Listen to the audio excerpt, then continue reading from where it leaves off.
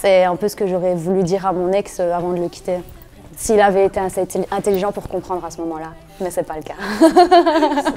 Non, peut-être quelques années plus tard, ouais, mais à ce moment-là, non. On oublie comme on est, maintenant j'ai plus de peine. C'est dépassé, oui, j'ai tout effacé, demain on sait jamais. Je dirais le mauve, parce que c'est un mélange de bleu et de rouge. Le côté rouge très fougueux, très passionné, et le côté bleu qui est beaucoup plus apaisant, beaucoup plus... c'est une couleur très apaisante en fait, c'est un peu l'espoir, un peu... Et donc ça donne un mélange qui est très mystérieux en fait. Et le mauve, c'est la couleur de la royauté aussi.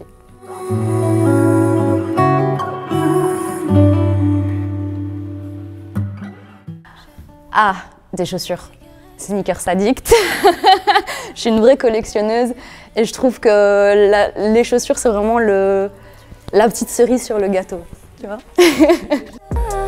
Je réussis mes plans, je peux rien laisser passer. Ils feront rien devant, mais je me sens pas menacée. Waouh, là tu me compliques. Ça se taperait entre la Balenciaga Track, parce que je trouve qu'elle est hyper confortable et moi j'aime bien les grosses semelles. Je suis toute petite, j'ai un petit format, donc j'aime bien être bien à l'aise dans mes chaussures. Ou la basic Air Force One. Hein. Ah mais ça c'est le must-have, on doit tous l'avoir dans son armoire.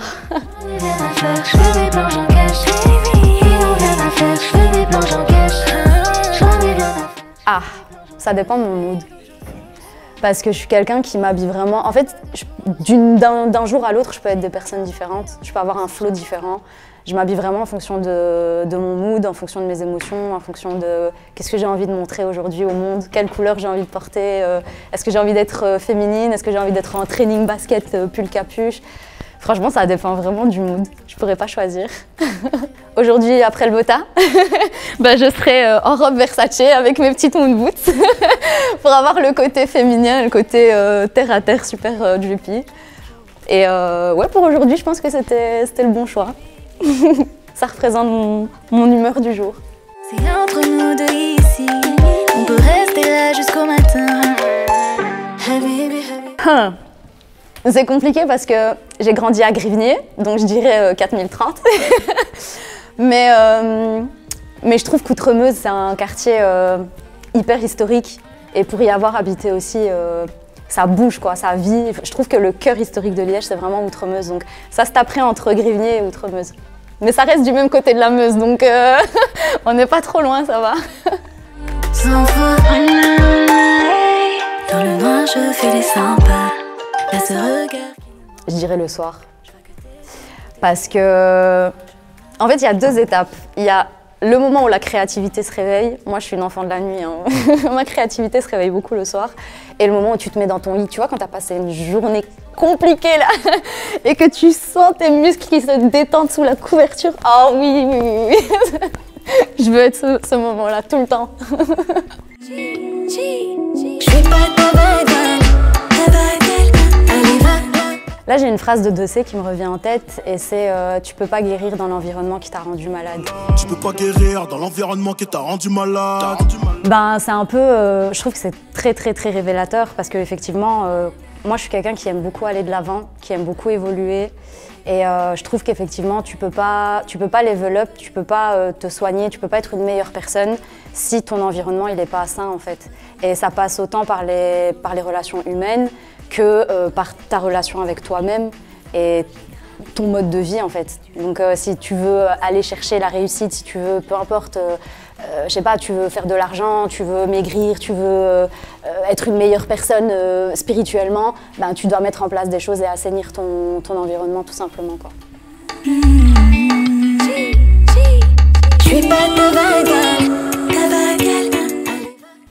Sortis ou pas encore?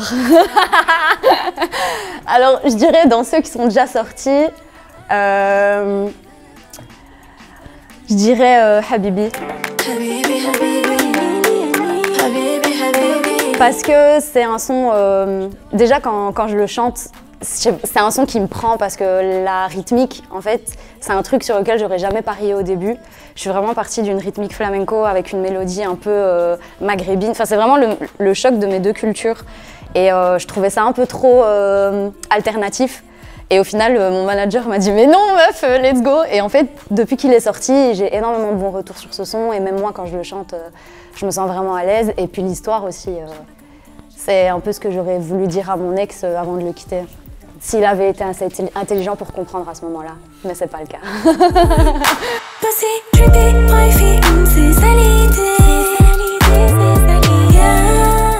Facile, la danse. Ah ouais, j'ai même pas besoin de réfléchir. Bah, j'ai été danseuse toute ma vie en fait. Non, je veux dire la moitié de ma vie.